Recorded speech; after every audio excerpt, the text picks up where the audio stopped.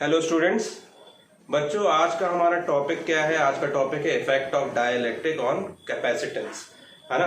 हम parallel plate capacitor के बारे में तो पहले से ही पढ़ रहे थे और हमने लास्ट वीडियो में बच्चों डाइलेक्ट्रिक और कंडक्टर्स का बिहेवियर देखा था, जब हम उसको इलेक्ट्रिकल फील्ड में रख देते थे, इलेक्ट्रिक फील्ड में रख देते थे। ठीक है, तो हमने डाइलेक्ट्रिक्स दो टाइप के देखे थे, पोलर डाइलेक्ट्रिक्स और नॉन पोलर डाइलेक्ट्रिक्स, है ना। और इलेक्ट्रिक फील्ड में चाहे पोलर डाइलेक्ट्रिक रख दो या नॉन पोलर डाइलेक्ट्रिक, उसके अंदर कुछ नेट इफेक्टिव इलेक्ट्रिक फील्ड बन जाती थी, है ना, जिसे हमने इंड्यूस्ड इलेक्ट्रिक फील्ड बोला था। तो बच्चों, आज हम पैरेलल प्लेट कैपेसिटर के बीच में एक डाइलेक्ट्रिक स्लैब मीडियम चेंज करेंगे, मतलब डाइलेक्ट्रिक रखेंगे, डाइलेक्ट्रिक स्लैब इंट्रोड्यूस करेंगे और उसके बाद देखते हैं उसके कैपेसिटेंस में क्या इफेक्ट पड़ता है, क्या चेंजेस आते हैं। साथ ही साथ हम ये देखेंगे कि पोटेंशियल कैपेसिटर का पोटेंशियल, उस पे चार्जेस पे, उसकी एनर्जी पे, है ना, क्या चेंजेस आते हैं, क्या कांस्टेंट रह जाता है, ये सारी चीजें आज हम देखने वाले हैं। ठीक है बच्चों, तो let's start effect of dielectric on capacitance. ठीक है,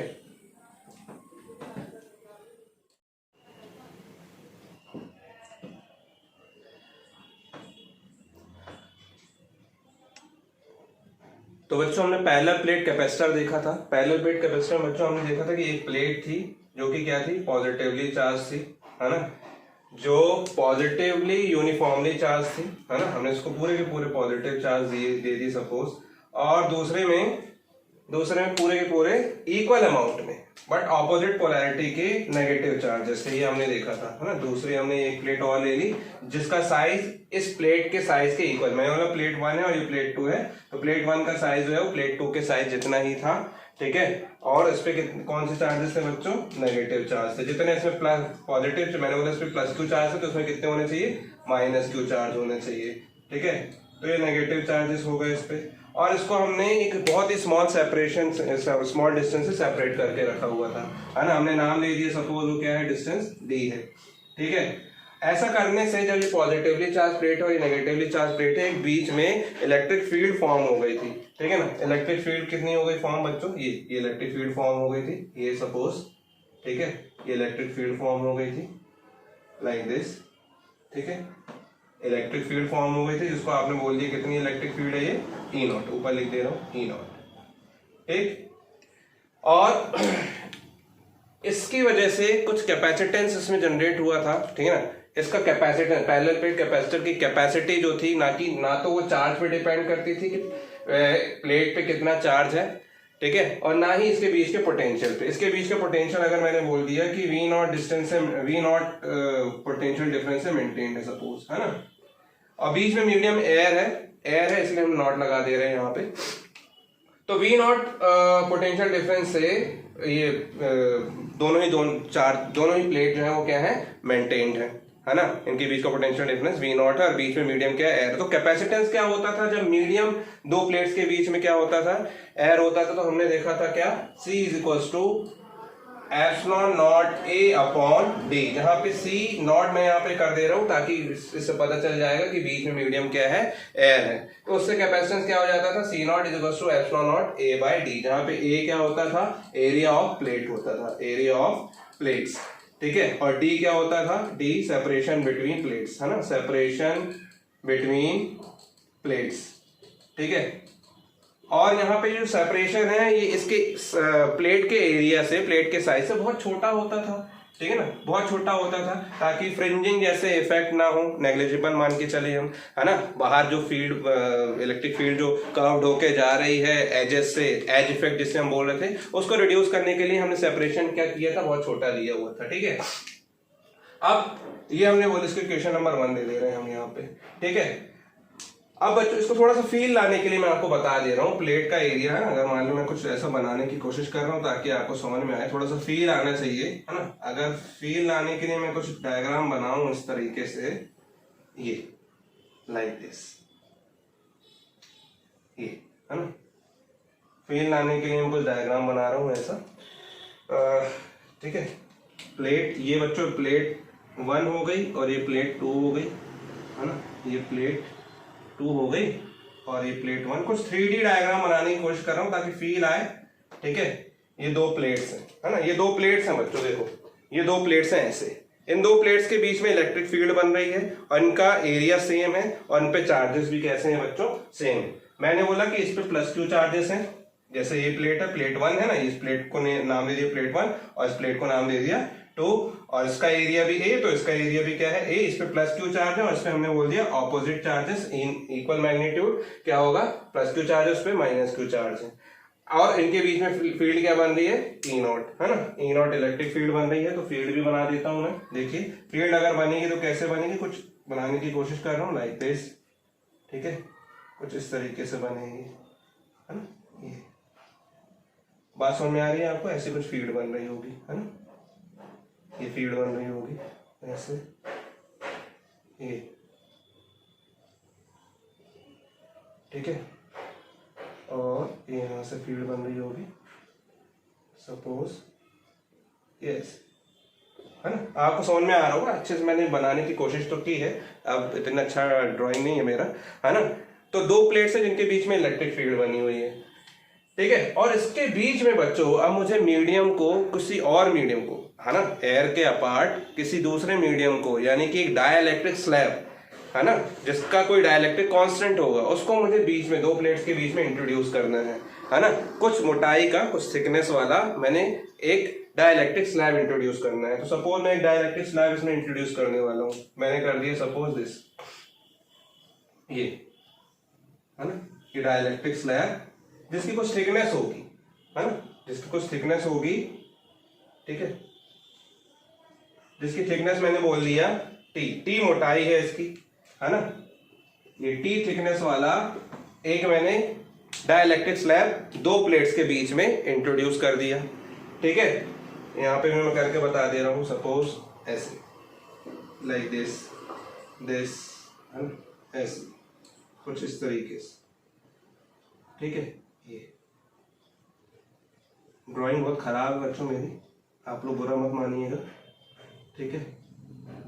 और देखिए ये, है ना, इसकी छोटी सी थिकनेस मैं यहाँ पे ये ले रहा हूँ, ये इसकी थिकनेस है टी, है ना, और ये एक दूसरे से कितने डिस्टेंस अपार्ट है, प्लेट्स एक दूसरे से डी डिस्टेंस अपार्ट है, जैसे कि ये, और इन पे प्लेट्स पे मैंने क्या किया हुआ है, सपोज कोई बैटरी लगा दी, ये, है ना, बैटरी लगा दी, ठीक, और एक स्विच भी लगा दिया, साथ में, है ना, और पोटेंशियल डिफरेंस इस पे कितना है मैंने बोल दिया V0 से मेंटेन्ड है ना। और अभी स्विच को मैं कैसे लेके चल रहा हूँ, अभी स्विच को ऑफ लेके चल रहा हूँ, ठीक है, अभी स्विच ऑफ पे हम सारी की सारी बातें करने वाले हैं, ठीक है। तो इस तरीके से दो प्लेट्स के बीच में एक जिनका एरिया सेम है, इलेक्ट्रिक फील्ड बन रही है क्योंकि चार्जेस भी सेम है, ऑपोजिट पोलैरिटी के हैं, है ना, और ये इस चार्जेस की वजह से जब डाइलेक्ट्रिक स्लैब हम भेजेंगे, डाइलेक्ट्रिक स्लैब हम इंसर्ट करेंगे, इंट्रोड्यूस करेंगे दो प्लेट्स के बीच में, तो बच्चों उसके अंदर भी हमने देखा था कि लास्ट वीडियो में हमने देखा था कि फील्ड बन गई थी, है ना। कैसे,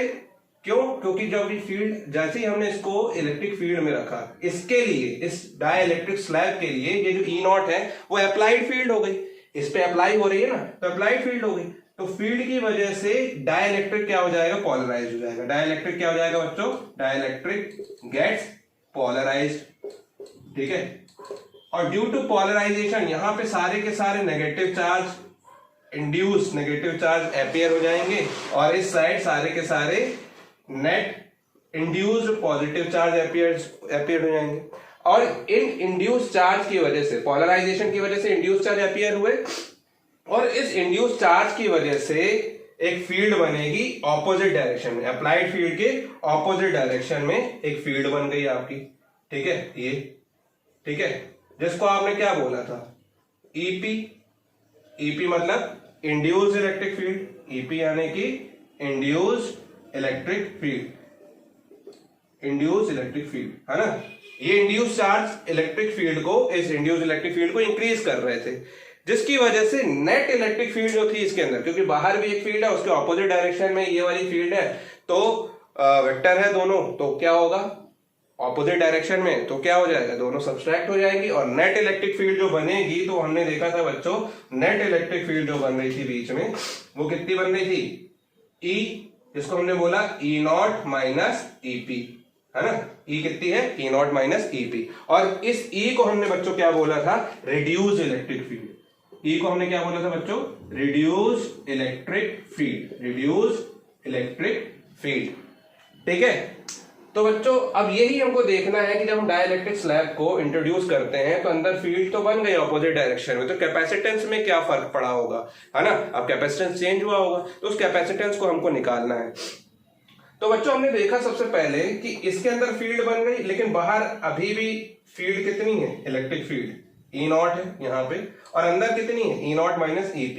मतलब डाइलेक्ट्रिक स्लैब की बात करें, मैं ये रब कर दे रहा हूँ, आपको समझ में आएगा, समझाने के लिए मैंने बनाया था, इसको मैं रब कर दे रहा हूँ। ठीक है, ये देखिए मैंने कहा बच्चों कि electric field, electric potential difference है इसके बीच में। ठीक है, लेकिन सबसे पहले हमने ये देखा कि E is equal to E not minus EP, है ना। ये इलेक्ट्रिक फील्ड कहां एग्जिस्ट कर रही है, एग्जिस्ट बिटवीन थिकनेस T, है ना, थिकनेस T, डाइलेक्ट मतलब एग्जिस्ट कहां पे हो रही है, in a dielectric slab of thickness T, मतलब कि T थिकनेस पे पूरा का पूरा सेपरेशन D है, लेकिन इसके T थिकनेस पे, T डिस्टेंस पे E नॉट माइनस EP यानी कि E reduce electric field exist कर रही है ना, इतने रीजन पे, है ना, एग्जिस्ट इन अ रीजन, ठीक है, of dielectric slab in a region मतलब कि उतना घेरा अपन ने ले लिया। ठीक है, और बाकी देखिए बच्चों, अगर मैं इनका जो डाइलेक्ट्रिक स्लैब को हटा दो मतलब डाइलेक्ट्रिक स्लैब के अपार्ट अगर मैं इस रीजन की बात करूं तो ये टोटल D है और ये T है, तो D माइनस T करूंगा तो इतना हिस्सा आ जाएगा, ये दोनों हिस्से, है ना, कितने होंगे, D में से T को माइनस कर दूंगा तो ये हिस्सा मिल जाएगा हमको। ठीक है, तो और यहां पे कौन सी फील्ड है, E नॉट, तो E not exist in a region of कितना सेपरेशन, कितना थिकनेस D माइनस T, है ना, कितना D माइनस T पे है। तो पोटेंशियल डिफरेंस देखना है बच्चों हमको। आप जानते हैं पोटेंशियल डिफरेंस जो होगा दोनों प्लेट्स के बीच में, हमने बोल दिया कितना है, सपोज V नॉट है ना, या V है, ठीक है, V नॉट ही लेके चल लो अगर, तो V not is equal to क्या हो जाएगा, आप जानते हैं V इज इक्वल टू होता है क्या, V और E में रिलेशन होता था, V is equal to ED, है ना, या E is equal to V by R आपने पढ़ा था पोटेंशियल ग्रेडियंट, तो V is equal to E into D होता था। ठीक है, तो इस फॉर्मूले से अगर हम देखें तो सबसे पहले हम देख रहे हैं इलेक्ट्रिक फील्ड किस पे, इस पे इलेक्ट्रिक फील्ड है कितनी, E नॉट इंटू कितने रीजन पे, जैसे यहाँ D, है ना, पोटेंशियल ग्रेडियंट देखा था ना, R रीजन पे V is equal to V by R देखा था आपने, E is equal to V upon R देखा था, है ना, पोटेंशियल ग्रेडियंट में। ऐसे ही यहाँ पे V is equal to ER हो जाता है इससे, है ना, तो यहाँ पे E नॉट इलेक्ट्रिक फील्ड इस पे है, कितने रीजन पे है ये, D minus T, E not किस पे है, D माइनस T पे है, ठीक है ना, प्लस लेकिन इस पे भी है पोटेंशियल कुछ, इसकी इलेक्ट्रिक फील्ड बन रही है, तो इलेक्ट्रिक फील्ड की डायरेक्शन कहाँ होती है, डिक्रीजिंग पोटेंशियल की डायरेक्शन में होती है ना, तो इस डायरेक्शन में होगी, और कितना है ये, T है, T थिकनेस पे होगी, तो प्लस इलेक्ट्रिक फील्ड कितनी है, E इंटू T थिकनेस पे होगी, है ना। इसको हमने इक्वेशन नंबर 2 दे दी, नहीं देना कोई दिक्कत नहीं है। अब इसके बाद बच्चों हमने एक रिलेशन पढ़ा था लास्ट वीडियो में, रिलेशन पढ़ा था E not upon E is equal to K, the ratio of applied electric field to the reduced electric field in a dielectric slab, है ना, is always a constant called dielectric constant। तो ये क्या था, dielectric constant, जिसको आपने relative electrical permittivity भी बोलते हो। एक रिलेशन ये हो गया था आपका, इस पे पुट अप कर दो, अगर मान लीजिए मैं यहां से E की वैल्यू निकालूं तो कितना आ जाएगा, E not by K, E की वैल्यू K साइड ले आएंगे, E नॉट अपॉन K क्या हो जाएगा, E, यहां पे पुट अप करते हैं, तो V नॉट, ठीक है, V नॉट क्या हो जाएगा बच्चों, V नॉट हो जाएगा E not D minus T plus E की जगह हम पुटअप कर दे रहे हैं बच्चों E नॉट अपॉन के, साथ में T भी चल रहा है हमारा, है ना। अब इसमें से E नॉट कॉमन आ गया अगर मान लीजिए, तो क्या आ जाएगा, D minus T plus T upon K, ये क्या आ गया, V नॉट आ गया। समझ में आ रहा है बच्चों आपको, ठीक है। और E नॉट बच्चों यहाँ पे E नॉट, अगर हम यहाँ डाइलेक्ट्रिक स्लैब की बात ना करें, दो पैरेलल प्लेट के बीच में इलेक्ट्रिक फील्ड कितनी होती थी, दो पैरेलल प्लेट यहाँ पे, इस दो पैरेलल प्लेट के बीच में कोई भी पॉइंट ले लूं तो उस पॉइंट के लिए ये इनफाइनाइट प्लेन शीट है, और दो इनफाइनाइट प्लेन शीट और चार्ज प्लेट शीट्स के बीच का जो इलेक्ट्रिक फील्ड होता था वो उसकी सरफेस डेंसिटी पे डिपेंड करता था, सरफेस चार्ज डेंसिटी पे, जो कि कितना होता था बच्चों, जो कि होता था क्या, आप जानते हैं, since E is equal to sigma upon epsilon not, है ना। उनकी दो पैरेलल प्लेन शीट्स की वजह के बीच में जो इलेक्ट्रिक फील्ड होती थी, यहाँ नॉट, यहाँ पे भी नॉट लगा देते हैं, तो ई नॉट की जगह हम क्या लिख सकते हैं बच्चों, सिग्मा अपॉन एप्सिलॉन नॉट। तो यहाँ पुटअप कर दे रहा हूं मैं सिग्मा अपॉन एप्सिलॉन नॉट। लेकिन सिग्मा भी आप जानते हैं सरफेस चार्ज डेंसिटी है, थोड़ा और मैं लिख देता हूँ इसको। सरफेस चार्ज डेंसिटी क्या होता था, total surface per unit area, यानी कि क्यू अपॉन ए, है ना। सिग्मा क्या होता था, क्यू अपॉन ए, और एप्सिलॉन नॉट साथ में चल रहा है तो साथ में लिख दिया अपन ने, है ना। तो यहाँ पे मैं क्या लिख दे रहा हूँ एक ही बार, Q upon A epsilon not, और साथ में क्या चल रहा है, D minus T plus T upon K, ये चल रहा है साथ में बच्चों। इतनी चीज समझ में आई आपको। अब है ना, अब क्योंकि हमारा पोटेंशियल भी आ गया, लेकिन हमको निकालना तो कैपेसिटी है, कैपेसिटी ऑफ द कैपेसिटर। तो बच्चों मैं इसको यहां से थोड़ा सा रब कर रहा हूं ताकि मैं यहां लिख सकूं, है ना। तो मैं इसमें से क्या करता हूं, आप जानते हो कैपेसिटेंस का फॉर्मूला और पोटेंशियल के फॉर्म बीच में, कैपेसिटर और पोटेंशियल के बीच में रिलेशन क्या होता है, वही रिलेशन हम निकाल लेते हैं, लगा देते हैं, है ना। इसको मैं रब कर दे रहा हूँ थोड़ा सा यहाँ से। तो देखिए बच्चों, इसको मैं रब कर दे रहा हूँ, है ना। ये आपको चीज समझ में आ गई कि ई नॉट हम यहाँ पे अप्लाई करते हैं, इसको भी रब कर दे रहा हूँ। देखिए यहीं पे थोड़ा सा जगह मिल जाएगी मुझे, ठीक है, बोर्ड छोटा है इसलिए। देखिए इसको भी रब कर,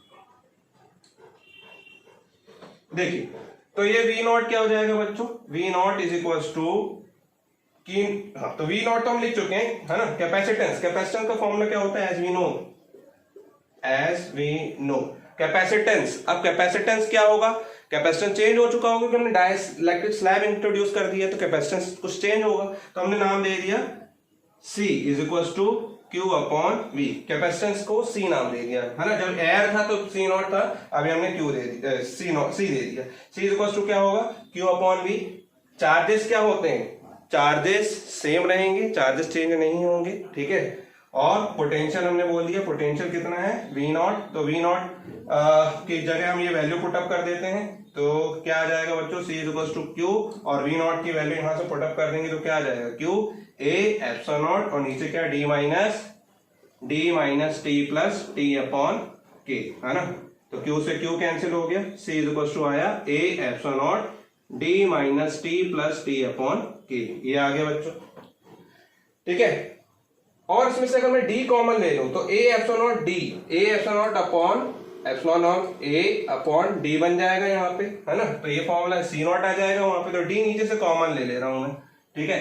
तो D कॉमन आएगा तो बच्चों क्या हो जाएगा, देखिए यहाँ पे A एप्सिलॉन नॉट तो एज इट इज, D नीचे से कॉमन लूंगा तो नीचे बचेगा बच्चों क्या, 1 माइनस, यहाँ नहीं था तो यहाँ इसके अपॉन में आ जाएगा, प्लस यहाँ पे भी नहीं था तो इसके अपॉन में आ जाएगा, ठीक है, ये लिख दिया मैंने। और A epsilon not D, A epsilon not upon D क्या था, C नॉट, तो इसकी जगह पूरे की जगह में क्या लिख दे रहा हूँ, C नॉट, तो C नॉट हो गया, ठीक है। और इसको भी मैं थोड़ा सॉल्व करके लिखूंगा तो 1 माइनस टी और डी, टी अपॉन डी दोनों में से कॉमन आ रहा है तो टी अपॉन डी, अंदर क्या बचेगा 1, और माइनस प्लस माइनस 1 अपॉन के, ठीक है। तो C naught upon 1 minus T upon D, 1 minus 1 upon K, ये इसका फॉर्मूला हो जाता है यहाँ पे, है ना। आप देख सकते हैं यहाँ पे, ठीक है। तो यहां से आपको एक चीज क्लियरली समझ में आ रही होगी, क्लियरली आपको समझ में आ रही होगी कि यहाँ पे जो कैपेसिटेंस है कैपेसिटर का, है ना, जो डाइलेक्ट्रिक स्लैब इंट्रोड्यूस करने के बाद बना है ना, C, वो C नॉट से कैसा है, ग्रेटर है। C नॉट से कैसा है बच्चों, यहाँ पे ग्रेटर है ना। मैंने सेपरेशन को कांस्टेंट रखा हुआ है, एरिया को कांस्टेंट रखा हुआ है, सिर्फ क्या इंट्रोड्यूस कर दिया, डाइलेक्ट्रिक स्लैब इंट्रोड्यूस कर दिया। डाइलेक्ट्रिक स्लैब इंट्रोड्यूस करने पे आपने देखा K डिनोमिनेटर में आ रहा है, K की वैल्यू आप, है ना, K की वैल्यू यहाँ पे अगर मान लीजिए मैं इसको सॉल्व करूंगा, एलसीएम लूंगा तो वो ऊपर आएगी, कहाँ आएगी, ऊपर आएगी। तो K की वैल्यू कम करूंगा तो यहाँ पे C की वैल्यू कम होगी, K की वैल्यू बढ़ाऊंगा तो C की वैल्यू क्या होगी, बढ़ेगी, है ना। तो यहाँ पे क्लियरली आपको समझ में आ रहा है C नॉट से C कैसा है, ग्रेटर है बच्चों, है ना। अब इसमें कुछ केसेस लगाते हैं बच्चों, सबसे पहले आप इसको नोट कर लीजिए, अब मैं इसी फॉर्मूले से कुछ केसेस लगा के बताऊंगा आपको, ठीक है। तो आपको यहाँ पे एक चीज समझ में आ गई कि जब फ्री स्पेस था तब तो ये थी कैपेसिटेंस, लेकिन जब हम कोई डाइलेक्ट्रिक स्लैब, किसी डाइलेक्ट्रिक कांस्टेंट का कोई भी डाइलेक्ट्रिक स्लैब या कंडक्टिंग स्लैब हम इंट्रोड्यूस करेंगे तो उससे तो ज्यादा ही होगी, है ना, इससे क्या हो जाएगी, इंक्रीज होगी, कैपेसिटेंस हमेशा इंक्रीज हो जाएगा। ठीक है, तो नोट कीजिए, फिर मैं आगे बताता हूं। कर लिया, चलिए देखिए अब मैं इसको रब कर दे रहा हूं। कुछ केसेस हैं अब, है ना, वो केसेस मैं अब आपको बताने जा रहा हूं। ठीक, देखिए स्पेशल केसेस, स्पेशल केसेस। पहला केस बच्चों, पहला केस ये है कि if t is equal to D, मतलब कि इस t को मैं d के इक्वल कर दूं, है ना, t को d के इक्वल, t को d के इक्वल कर देना मतलब क्या, पूरे डाइलेक्ट्रिक स्लैब को, मतलब पूरे पैरेलल प्लेट कैपेसिटर में डाइलेक्ट्रिक स्लैब को भर देना, मतलब डाइलेक्ट्रिक फिल कर देना, है ना। द कैपेसिटर, है ना, is completely filled with dielectric, dielectric से भर देंगे, तब क्या होगा, कैपेसिटेंस में कुछ चेंज आएगा कि नहीं, है ना, विथ डाइलेक्ट्रिक।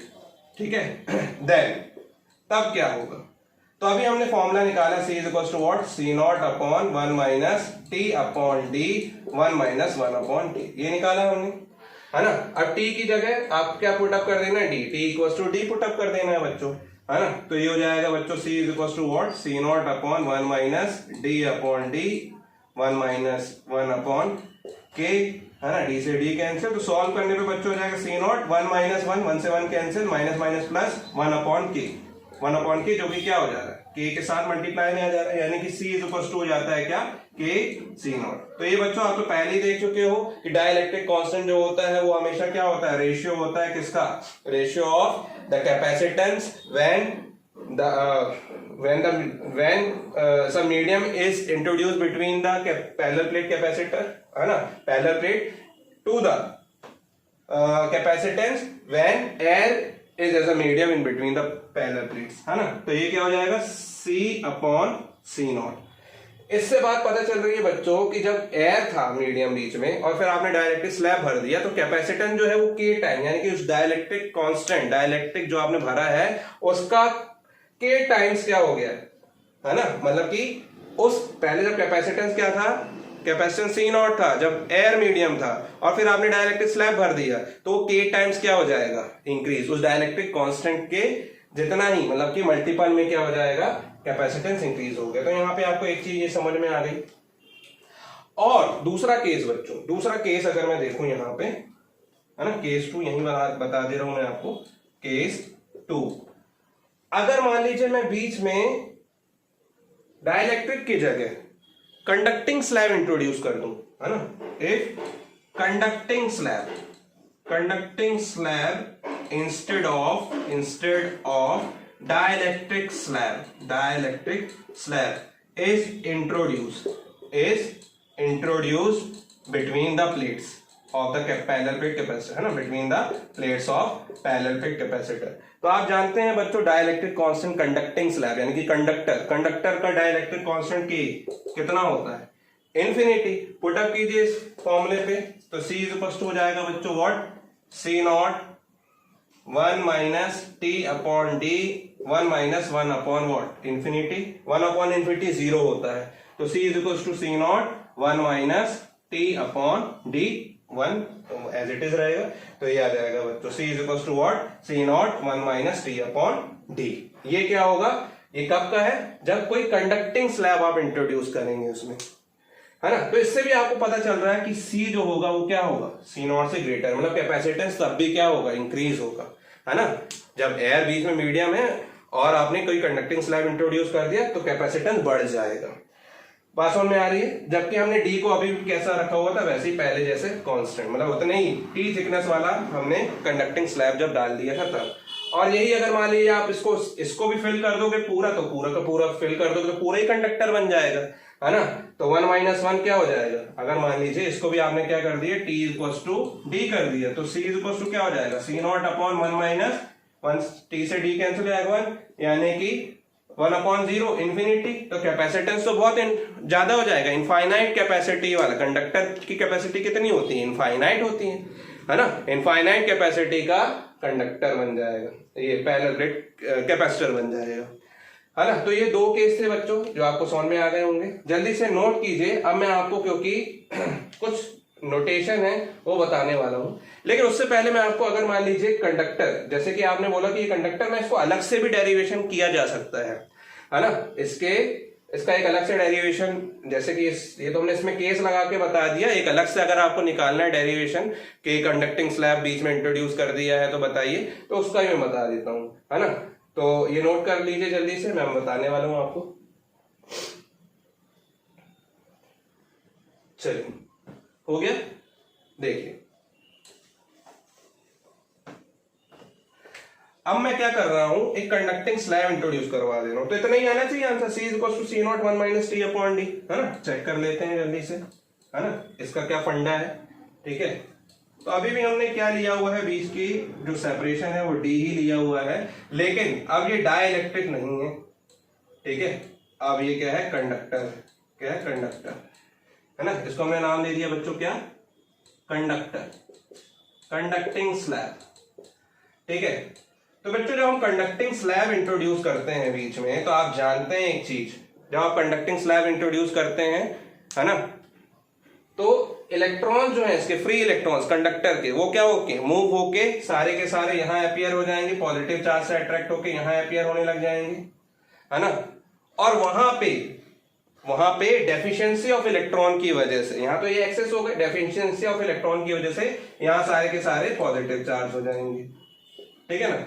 और ऐसे इलेक्ट्रॉन कब तक ट्रांसफर होते हैं, हमने लास्ट वीडियो में देखा था, जब तक कि इलेक्ट्रिक फील्ड बाहर की, अंदर की इलेक्ट्रिक फील्ड जो है, अंदर भी एक इलेक्ट्रिक फील्ड बन रही होगी जब इंड्यूस चार्जेस है अंदर, है ना, अंदर जो चार्जेस हैं उनकी वजह से इलेक्ट्रिक फील्ड होगी, और वो इलेक्ट्रिक फील्ड आपने बोला EP है, और ये कितनी हो जानी चाहिए, जब तक बाहर के बराबर ना हो जाए। तो ऐसे में नेट इलेक्ट्रिक फील्ड कंडक्टर के अंदर, इनसाइड द कंडक्टर, हमने देखा था लास्ट वीडियो में 0 हो जा रही थी, है ना। और यहाँ पे इलेक्ट्रिक फील्ड तो वही थी E0, ठीक है ना, बाहर E0 है लेकिन अंदर कितनी है, 0 है।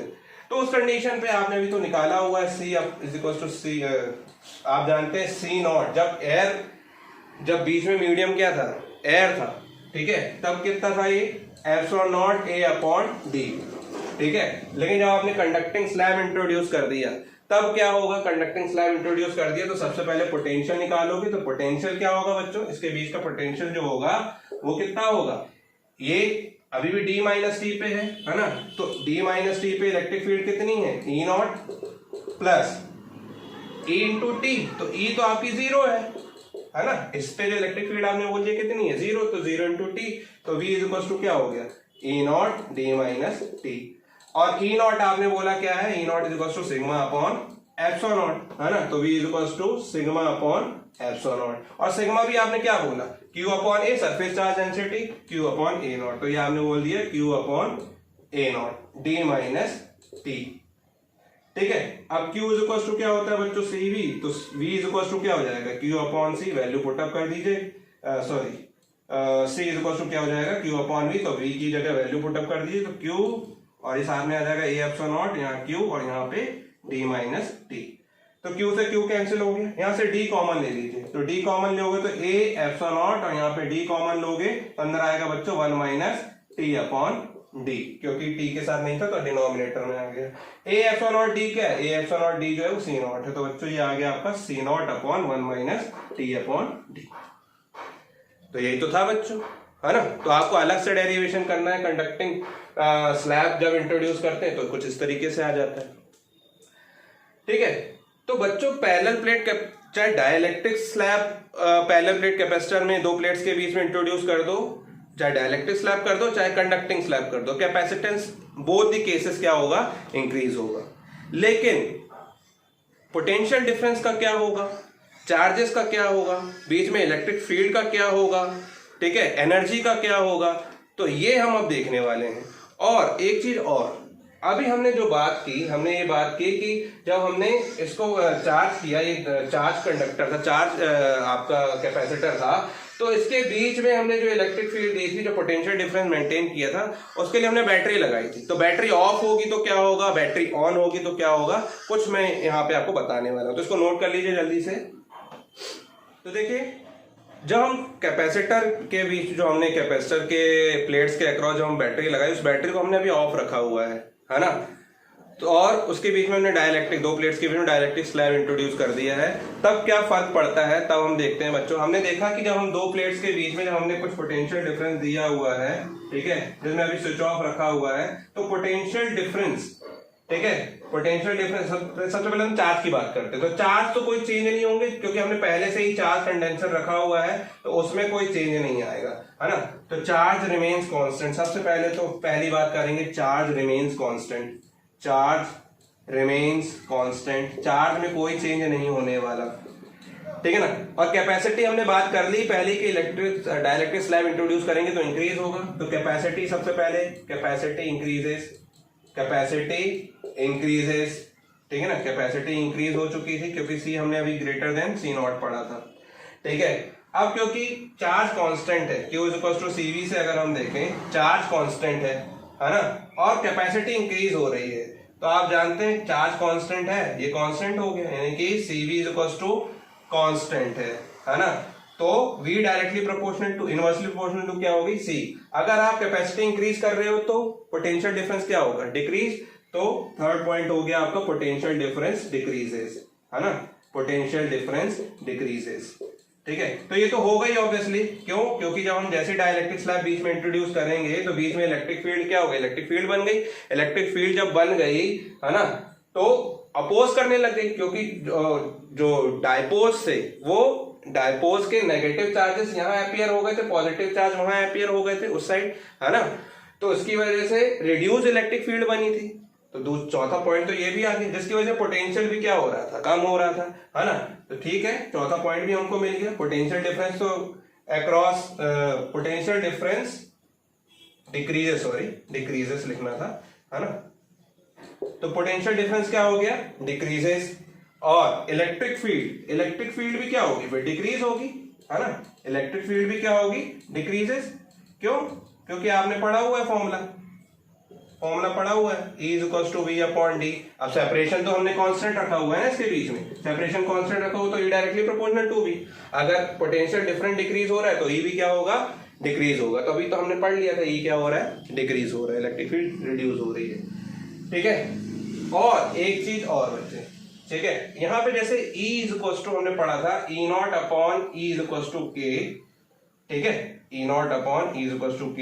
तो यहां से अगर मैं V देखूं, V पहले हमने देखा, पहले जब एयर था मीडियम तो V0 था, बाद में हमने बोल दिया अगर V है तो उस कंडीशन पे V0 क्या होगा, V0 होगा E0 × D, है ना। तो E0 की जगह क्या लिखूंगा, V0/D, D तो चेंज हो नहीं रहा है, और E की जगह क्या लिखूंगा, V/D, E K, D से D कैंसिल, यानी कि क्या हो जा रहा है, ये V0/V/K, V0/V/K हो जा रहा है यहाँ पे, है ना। तो पोटेंशियल डिफरेंस जो आ रहा था आपका, यहाँ पे हम क्या बोल सकते थे, पोटेंशियल डिफरेंस इसलिए डिक्रीज हो रहा था, है ना। पोटेंशियल डिफरेंस इसलिए डिक्रीज हो रहा था कि V0/V/K और V क्या था, V0/K। K आपने इंक्रीज कर दिया था इसलिए V डिक्रीज हो गया। तो यहाँ पे आप लिख सकते हो, यहाँ पे अगर आप लिखना चाहो तो V = V0/K, ठीक है। इसलिए यहाँ पे भी क्या था, E = E0/K यहाँ पे था। ऐसे ही पांचवा पॉइंट, एनर्जी हालांकि मैंने अभी तक पढ़ाया नहीं है ना। अब हम नेक्स्ट वीडियो में ग्रुपिंग ऑफ कैपेसिटर पढ़ेंगे, उसके बाद एनर्जी भी मैं आपको बता दूंगा, ठीक है ना। एनर्जी होती है, एनर्जी का फॉर्मूला अगर हम देखें, एनर्जी U, है ना। तो उसका फॉर्मूला होता है बच्चों, उसके फॉर्मूले तो 2-3 होते हैं, ठीक है। तो यहाँ पे अगर हम देखें, कैपेसिटी इंक्रीज हो रही है, चार्ज तो कैसे है, कांस्टेंट, Q²/T2C, ये होता है फॉर्मूला। ये अभी आप ऐसे याद कर लीजिए, मैं आपको नेक्स्ट वीडियो में बताऊंगा कैसे आता है। U = Q²/TC, तो चार्ज तो रिमेन्स कांस्टेंट, यानी कि कैपेसिटेंस क्या हो रहा है, कैपेसिटेंस इंक्रीज हो रहा है। तो कैपेसिटेंस इंक्रीज हो रहा है तो एनर्जी क्या होनी चाहिए, फिर डिक्रीज। तो एनर्जी बच्चों यहाँ पे क्या होती है, डिक्रीज होती है। कब, जब आपने बैटरी लगाई तो है, ऑफ की हुई है ना। तो कैपेसिटर जो है चार्ज स्टोर करके, एनर्जी स्टोर करके रखता है, लेकिन जब आप उसको यूज करते जाओगे तो वो एनर्जी क्या होने लगती है, हमेशा डिक्रीज होने लगती है। तो Q = Q²/2C, ठीक है ना। तो इसमें देखिए बच्चों सिर्फ कांस्टेंट क्या है, चार्जेस, बाकी सब में चेंजेस हो रहा है, कैपेसिटी में भी चेंज हो रहा है, पोटेंशियल डिफरेंस में भी, इलेक्ट्रिक फील्ड में भी और एनर्जी में भी। ये तब की बात है जब हमने बैटरी जो दी थी वो कैसी थी, ऑफ थी। अब दूसरा केस देख लेते हैं बच्चों, जब बैटरी क्या हो, इससे कनेक्टेड हो, ठीक है। तो इसको नोट कीजिए जल्दी से, हो गया। चलिए तो इसमें से मैं थोड़ा सा हटा दे रहा हूं, चार्ज कंडक्टर इज, यहां पे मैं क्या कर दे रहा हूं, कनेक्टेड। देखिए यहां पे मैंने यहां पे क्या कर दिया, when battery across the capacitor of charge conductor is connected and dielectric slab is introduce between the plates, तब उस कंडीशन में ये इनमें क्या होने वाला है, चेंजेस होने वाले हैं, है ना, इन्हीं सारी चीजों में। तो देख लीजिए बच्चों जल्दी से, देखिए अब मैं इसको क्या कर दे रहा हूं, ऑन, है ना, इसको मैंने क्या कर दिया, ऑन कर दिया, ठीक। अब क्या होगा, अब सबसे पहले इसको भी मिटा दे रहा हूं, फिर से बताता हूं मैं, ठीक है, सीक्वेंस से। सबसे पहले तो जब ऑन करेंगे तो बैटरी के बीच में, मतलब दो पैरेलल प्लेट्स के बीच में जो पोटेंशियल डिफरेंस है वो मेंटेन रहेगा, वो कांस्टेंट रहेगा, क्योंकि बैटरी से सप्लाई कंटिन्यूसली हो रही है ना। तो पोटेंशियल डिफरेंस कैसा रहेगा, रिमेन्स कांस्टेंट, है ना, क्योंकि बैटरी लगा दी है अब उसके बीच में। अब सेकंड, कैपेसिटी आपने पहले ही बोल दी, है ना, कैपेसिटी क्या होती है, इंक्रीजेस, तो कैपेसिटी बच्चों यहां पे क्या होगी, increases, capacity increases, C is greater than C not. Dielectric slab आप इंट्रोड्यूस कर रहे हो, चाहे बैटरी ऑन हो या ऑफ हो, चार्ज कंडक्टर है पहले से ही अगर मान लिए, तो डाइलेक्ट्रिक स्लैब इंट्रोड्यूस करने पे कैपेसिटी हमेशा इंक्रीज होती है, इस चीज को ध्यान रखिएगा। तीसरा पॉइंट, चार्ज की बात करते हैं। चार्ज क्या होगा, क्या कांस्टेंट होगा, नहीं, मैंने बोला कि V कांस्टेंट है, V कैसा है, कांस्टेंट है यहाँ पे, तो Q इक्वल टू होता है CV, ठीक है, C इंक्रीज हो रहा है, V कांस्टेंट हो रहा है, यानी कि क्या, Q directly proportional to V constant था, C आपका क्या हो रहा है, इंक्रीज हो रहा है, तो Q directly proportional to V, यानी कि Q अगर बढ़ रहा है ना, Q directly proportional to C, sorry, है ना, V कांस्टेंट है ना, Q directly proportional to C, अगर C इंक्रीज हो रहा है तो चार्ज भी क्या होगा, इंक्रीज होगा, है ना। पोटेंशियल डिफरेंस कांस्टेंट था ना, तो Q directly proportional to C, अगर मान लीजिए कैपेसिटी इंक्रीज हो रही है कैपेसिटर की, पैरेलल प्लेट कैपेसिटर की, तो चार्ज भी क्या होंगे, इंक्रीज होंगे। फोर्थ इलेक्ट्रिक फील्ड की बात करते हैं। पोटेंशियल डिफरेंस कांस्टेंट है यहाँ पे, है ना, समझिए इस चीज को। इलेक्ट्रिक फील्ड का क्या होगा यहाँ पे, इलेक्ट्रिक फील्ड तो बन रही है, चार्ज पोलराइज हो रहे हैं, है ना, डाइलेक्ट्रिक पोलराइज हो रहा है, ठीक है ना, अंदर चार्ज इंड्यूस हो रहा है, इलेक्ट्रिक फील्ड भी क्या हो रही है, नेट रिड्यूस हो रही है ना, इलेक्ट्रिक फील्ड क्या हो रही है, रिड्यूस, नेट इलेक्ट्रिक फील्ड की बात कर रहे हैं हम यहाँ पे, रिड्यूस हो रही है, ठीक है। तो अभी हमने देखा formula, E not is equal to E not upon E is equal to K, यानी कि अंदर की field E is equal to what, E is equal to E not upon K, ठीक है ना। और इसी में आपने बोल दिया कि अगर मैं पोटेंशियल डिफरेंस देता हूं तो पोटेंशियल डिफरेंस आपका ये क्या हो जाता है, V नॉट अपॉन, है ना, V नॉट अपॉन DK, ये देते हो आप, D तो मैंने कांस्टेंट रखा हुआ है, और जब V नॉट, जब हमने पहले फील्ड दी हुई, जब पोटेंशियल डिफरेंस दिया हुआ था ये, है ना, पहले से ही दिया हुआ था जब हमने, है ना, तो ये भी कैसा था, कांस्टेंट। तो हम बात भी कर चुके, पोटेंशियल डिफरेंस जो है वो कांस्टेंट है। अब K इंक्रीज हो रहा है, अगर मान लीजिए डाइलेक्ट्रिक स्लैब आपने इंट्रोड्यूस कर दिया, यानी कि K इंक्रीज हो गया, तो E क्या होना चाहिए बच्चों, E होना चाहिए डिक्रीज। तो इलेक्ट्रिक फील्ड क्या होगी बच्चों, डिक्रीज होगी। इस चीज को ध्यान रखिएगा, है ना। यहाँ से समझ में आ रहा होगा इसी फॉर्मूले से आपको, है ना। इलेक्ट्रिक फील्ड क्या, लेकिन आपने बोल दिया पोटेंशियल डिफरेंस है, तो आपके दिमाग में आया होगा कि पोटेंशियल डिफरेंस जब कांस्टेंट है तो इलेक्ट्रिक फील्ड भी कांस्टेंट होगी, तो ऐसा कुछ नहीं है, ठीक है ना। पोटेंशियल डिफरेंस बैटरी की वजह से कांस्टेंट है, क्योंकि पोटेंशियल यहाँ पे, यहाँ हाई पोटेंशियल, यहाँ पे लो पोटेंशियल के बीच में पैरेलल प्लेट कैपेसिटर लगा हुआ है ना। लेकिन इलेक्ट्रिक फील्ड डाइलेक्ट्रिक पोलराइजेशन की वजह से इलेक्ट्रिक फील्ड डिक्रीज हो रही है यहाँ पे, है ना। तो इलेक्ट्रिक फील्ड क्या हो गई, डिक्रीज हो गई। बात करते हैं एनर्जी की, है ना। तो एनर्जी का एक और फॉर्मूला होता है बच्चों, एनर्जी का फॉर्मूला होता है 1/2 CV²। कैपेसिटर के बीच जो भी डाइलेक्ट्रिक भरा हुआ है, अगर मान लीजिए हमने, तो तब कैपेसिटर का कितनी एनर्जी स्टोर करता है, 1/2 CV² या फिर Q²/2C, ठीक है ना। तो 1/2 CV², मैंने बोला कि V तो कांस्टेंट है, यानी कि U इनवर्स डायरेक्टली प्रोपोर्शनल हो गया क्या, C के, U directly proportional to C। तो अगर कैपेसिटेंस इंक्रीज हो रहा है तो एनर्जी भी क्या होगी, इंक्रीज होगी। तो एनर्जी इंक्रीजेस कब, जब आप इसको सप्लाई देते रहोगे। तो बच्चों जब भी कंडेंसर को आप कंटिन्यूसली एक पोटेंशियल डिफरेंस पे मेंटेन रखोगे, है ना, उसको सप्लाई देते रहोगे, तो उसकी एनर्जी हमेशा बनी रहेगी, इंक्रीज होती जाएगी। तो ये थे बच्चों फैक्टर्स जो कि अफेक्ट कर रहे थे किसको, जिससे, है ना, जिसमें चेंजेस की वजह से पैरेलल प्लेट कैपेसिटर अफेक्ट हो रहा था, ठीक है। ये इंक्रीज हो रहा है या डिक्रीज, ये आपने देख लिया, ठीक है, ये हो गया। अब बच्चों इसमें से हम एक आध दो न्यूमेरिकल करते हैं, लेकिन न्यूमेरिकल के लिए मैं एक अलग से वीडियो भी बनाऊंगा, है ना। लेकिन आज के लिए मैं एक आध दो न्यूमेरिकल बताता हूं, उसके अच्छे से देख लीजिए, ठीक है। इसको नोट कर लीजिए जल्दी से। देखिए बच्चों, एक क्वेश्चन दिया हुआ जैसे आपको, a parallel plate air capacitor has a capacitance of 5 microfarad. On introducing the conducting slab of thickness equal to 1/4 of a distance between the plates, then what would be the increase in capacity? यहाँ पे बच्चों एक air capacitor, मतलब कि जब air बीच में है दोनों प्लेट्स के बीच में, तब कैपेसिटर का कैपेसिटेंस दिया हुआ है। तो गिवन है आपको सबसे पहले तो कैपेसिटर 5 माइक्रोफैराड, जब कब, C0, मतलब कि epsilon not upon epsilon A upon D, ये आपको 5 माइक्रोफैराड दिया हुआ है। और जब आप इसमें कंडक्टिंग स्लैब, है ना, जिसकी थिकनेस जो है वो उनके बीच की डिस्टेंस, प्लेट्स के बीच की डिस्टेंस के 1/4 है, यानी कि ये भी दिया हुआ है, जो थिकनेस है वो प्लेट्स के बीच के सेपरेशन जो है D होता है, उसके 1/4 है ना।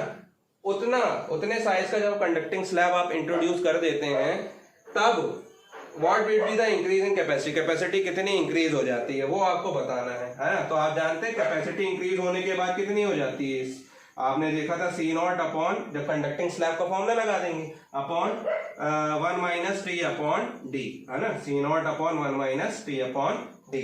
तो देखिए यहाँ पे C0 तो आपको दिया हुआ है 5, और 1 - T की जगह आप क्या लिखोगे, D/4 अपॉन D। तो D से तो D कैंसिल हो गया, ठीक है। तो ये हो जाएगा बच्चों क्या, C is equal to what, 5 upon D से D कैंसिल, 1 - 1 अपॉन 4। तो C इज इक्वल टू हो जाएगा क्या,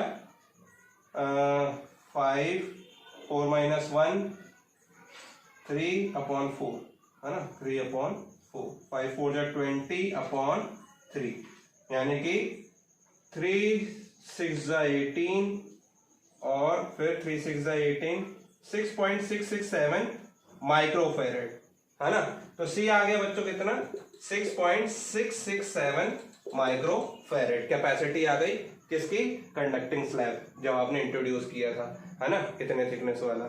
अब वो आपसे पूछ रहा है कितना कैपेसिटी में change, what would be the increase in capacity. तो पहले क्योंकि कैपेसिटी तो इंक्रीज होगी तो कितनी होगी, है ना। तो इंक्रीज इन कैपेसिटी क्या होगी, पहले कैपेसिटी कितनी थी और बाद में कितनी हुई, माइनस कर दो बाद वाली से पहले वाली को, है ना। तो क्या हो जाएगा, 6.667 माइनस पहले वाली कैपेसिटी कितनी थी बच्चों, 5 थी, है ना, जब आपने डायरेक्ट कंडक्टिंग स्लैब इंट्रोड्यूस नहीं किया था। तो कितना हो जाएगा, 1.667 माइक्रोफैराड। ये क्या हो जाएगी, capacity increase in capacity, change in capacity हो जाएगी, है ना। तो ये इस तरीके से आपको सॉल्व करना है बच्चों, ठीक है। हम बहुत सारे क्वेश्चन करेंगे, ठीक है, लेकिन एक बार हम ग्रुपिंग ऑफ कैपेसिटर पढ़ लें, जो कि हम नेक्स्ट वीडियो में पढ़ने वाले हैं, और energy stored in a capacitor पढ़ लें। उसके बाद हम एडवांस लेवल तक के, जेई एडवांस लेवल तक के क्वेश्चन करेंगे, बहुत मजा आने वाला है हमें, ठीक है। लेकिन आज के लिए बच्चों इतना ही, है ना, बाकी आप प्रैक्टिस कीजिए, है ना। तो थैंक यू। आज के लिए इतना ही बच्चों, थैंक यू सो मच।